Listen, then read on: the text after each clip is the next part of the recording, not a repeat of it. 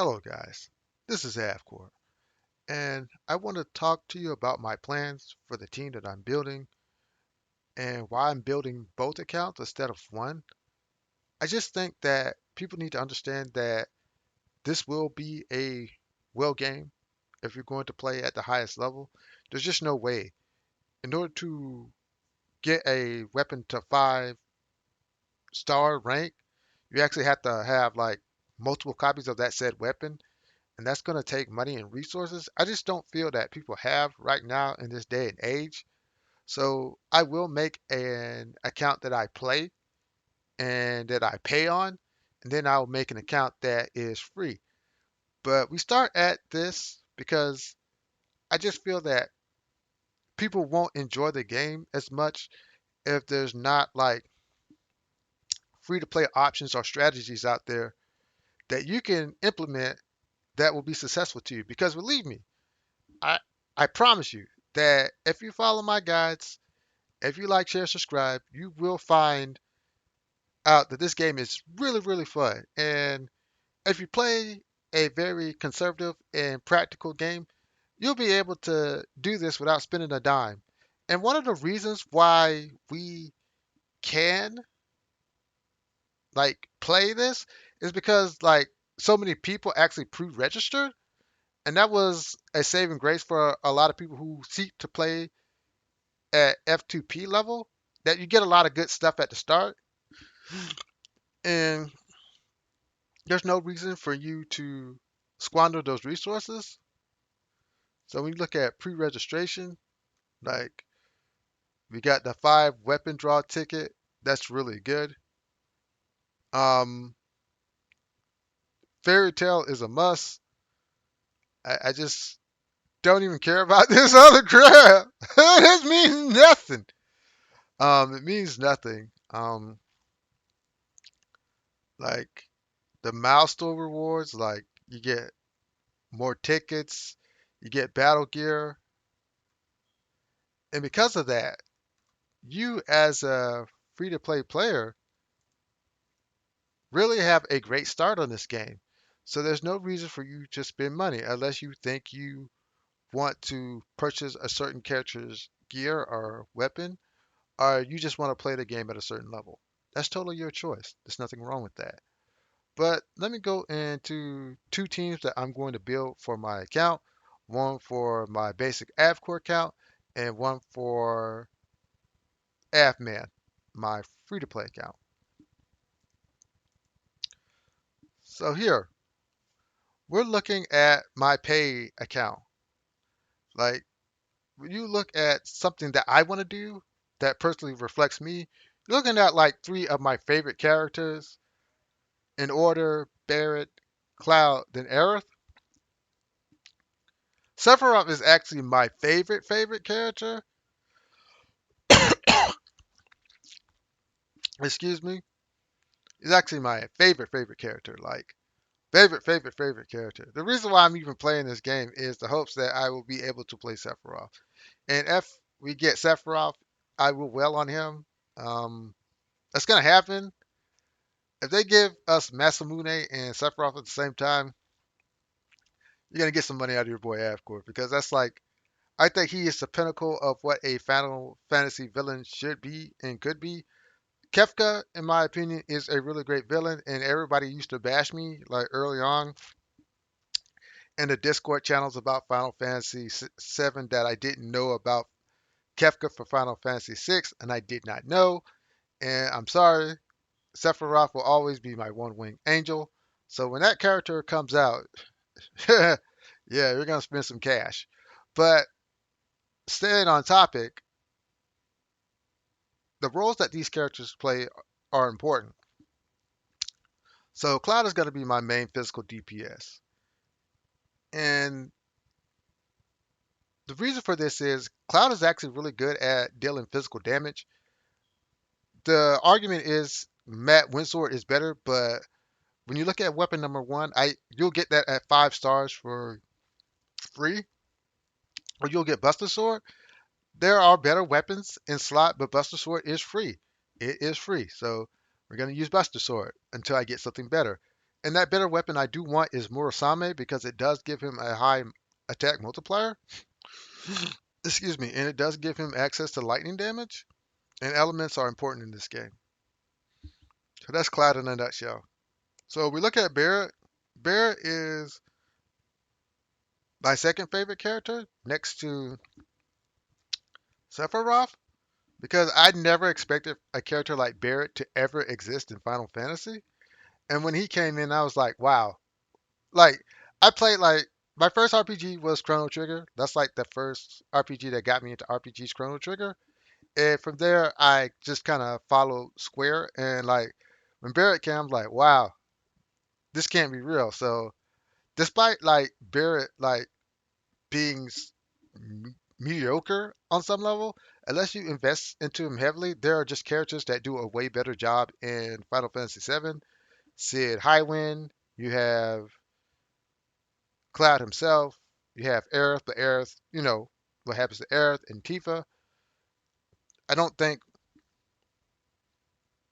Red 13 was that great in the game, and Yuffie was serviceable, and Vincent was really cool. I think his mechanics were interesting, and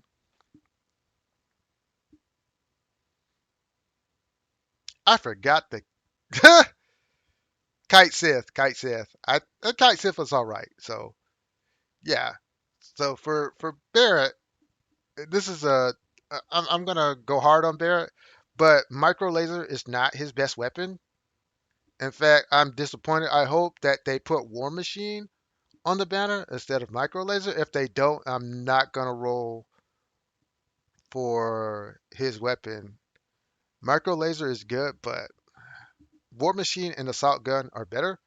So he's going to be my secondary DPS coming behind Cloud. And the reason for this is because he has strong AoE type attacks, really good AoE type attacks. His AoE versatility actually is really good, and that surprised me. I thought Barrett was going to be like utter trash, and as a mobile player, I was going to have to like strategize in order to make him good. I think later on he's going to fall off, but right now he's actually very, very good. And one of the hidden aspects that makes him good is Assault Gun. Assault Gun allows him to put a AoE defense buff on your team, and I think that is so important. I, I don't like some of the content creators. They're saying this and that, and when you get down to this gameplay, when we really get into it, you're gonna see some mechanics that they're not talking about being used. And AoE wide defense buff is actually really good, and he also with War Machine can drop defense.